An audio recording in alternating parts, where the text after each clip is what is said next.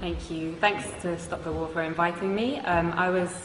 I visited Libya twice over the past 6 months of the crisis. The first time I was on a peace mission, and the second time I was a correspondent for Press TV, and I also did some reporting for Russia Today. I left just after the so-called fall of Tripoli, and I was there during that horrendous week of the fighting in Tripoli. Dan's I think really well contextualized how the war in Libya is a war on Africa, but I'd just like to add something. Dan mentioned how NATO have been targeting the over 100,000 soldiers in Libya, but there were also thousands of ordinary men and women. There were a lot of women who volunteered since the beginning of the crisis to defend their country, and they were armed by the government. And during that week in Tripoli when the fighting began, I witnessed how ordinary men and women took up the weapons that they had been trained to use during that 6 months to defend their country. So I'm going to, as a journalist, I'm going to talk a little bit about the role of the media, and this has been an incredible media war. Dan alluded strongly to the criminalization of the Libyan government and Gaddafi. So the media said that thousands of people were about to be killed in Benghazi, but they never showed us any evidence. They said that 6,000 people had been killed by the government. Human rights organizations have confirmed that approximately 250 have died from both sides. They said that the Libyan government was attacking its own people from the air, and Russian intelligence satellites have since shown us that this was impossible. They said that the government was hiring mercenaries from elsewhere in Africa. They never showed us the evidence. Instead, we saw the videos of black Libyans and other black Africans being lynched in public squares by NATO's ground troops, the rebels, with scores of people filming on their mobile phones and Western special forces looking on. They said that Gaddafi was hated by his people, but they never showed us the 1.7 million people in a country of 6 million in Green Square on July the 1st, or the masses in Tarhuna, in Sabha, in Beni Walid, in Sirte, and across the country who demonstrated to pledge their allegiance to their leader and to the Jamahiriya. They never showed us the masses, as I said, of ordinary men and women who had accepted the government's offer of weapons to defend their families, neighborhoods, and country from people who wished to condemn them to enslavement to imperialism. They said they were targeting Gaddafi's military forces. They ignored the 33 children, 32 women, and 20 men who I saw buried in the small and traditional port town of Majer in Zlitan in early August. They said on August 20th or the 21st that Tripoli fell without resistance. But they didn't tell us that in 12 hours alone, 1,300 people were massacred in that city and 900 were injured. They said that Tripoli fell without resistance and that Saif al-Islam had been arrested and captured and that Gaddafi's compound Bab al-Ziza was taken by the rebels. But despite that, Saif al-Islam himself showed up in the hotel where I was trapped and took a group of journalists outside to see with their very own eyes. They didn't show us the thousands of people filling Bab al-Ziza and the streets of Tripoli waving the green flag on the night of August the 22nd. They said that Tripoli fell without resistance. But they didn't show us that in the 24 hours after those journalists from all the West's major networks had seen that site, that Bab al-Ziza alone was pounded 63 times with NATO bombs.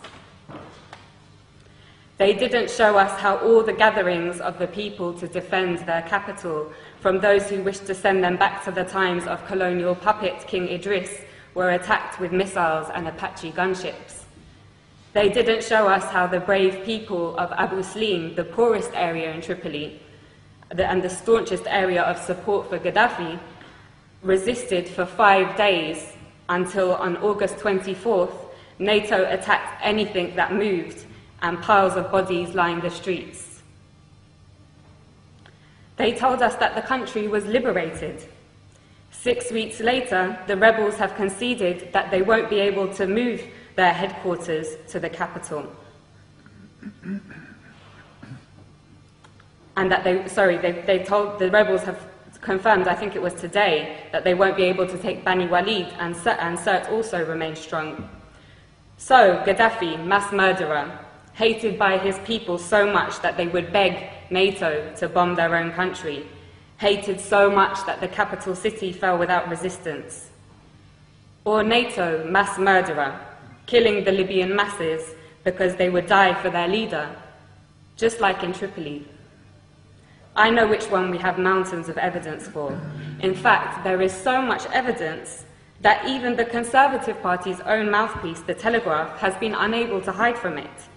Amongst their numerous reports showing that the rebels lack the popular support that Gaddafi enjoys, one article published this week reported what I heard throughout my stay in Tripoli.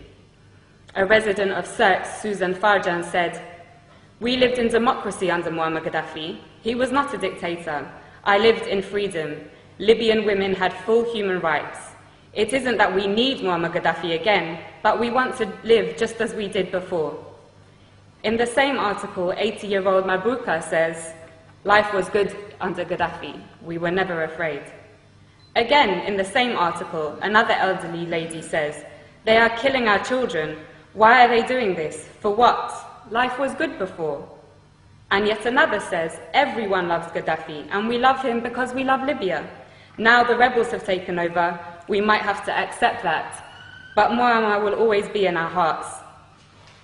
The spectacular U-turn of Al Jazeera, from being a somewhat critical voice of imperialism's wars of aggression in Iraq, Afghanistan, and Palestine, to being an open facilitator of the same aggression against Libya, Syria, and even now the progressive nations of Latin America, was perhaps the greatest propaganda trick I have seen in my lifetime.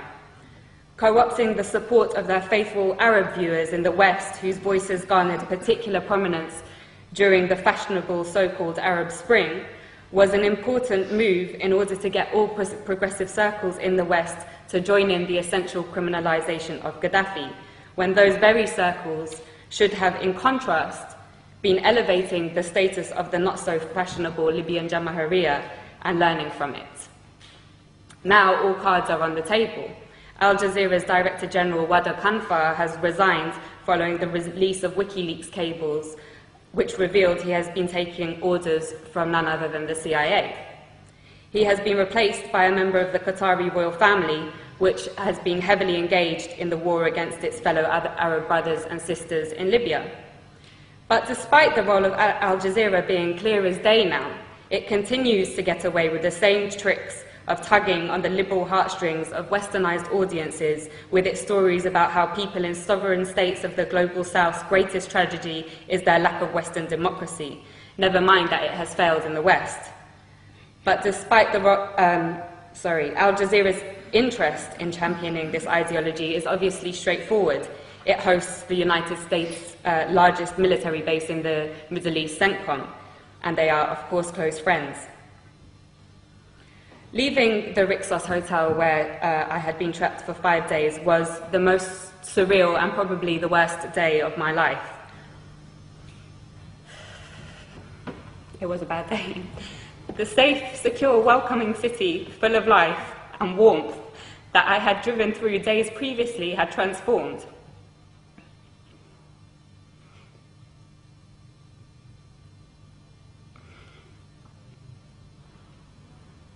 It lay in ruins, and you could not look in any direction without seeing guns or heavy weaponry.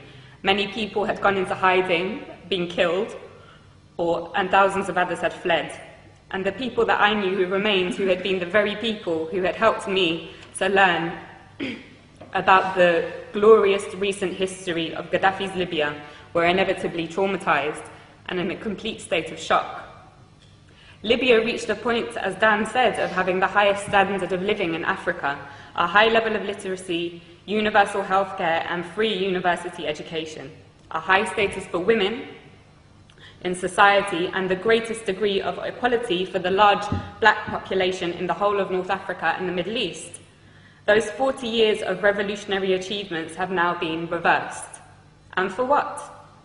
A year ago, after crippling wars in Iraq and Afghanistan, and with the growing economic crisis of the imperialist nations, it seemed a remote possibility that the West would have the capacity to embark on another costly and embarrassing war. It seemed that the hegemony of the West was rapidly on its way out. But as Gaddafi's close brother Hugo Chavez said in his recent letter to the United Nations General Assembly, right now there is a very serious threat to global peace, he said. A new cycle of colonial wars which started in Libya with the sinister objective of refreshing the capitalist global system. End quote. He knows that his country will be targeted in that cycle, with the very same model that they used against Libya and are now using against Syria.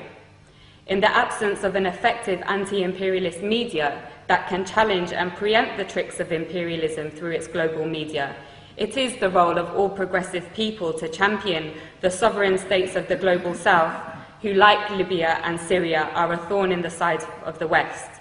Otherwise, they will be picked off one by one to add fuel to the dying fire of imperialism.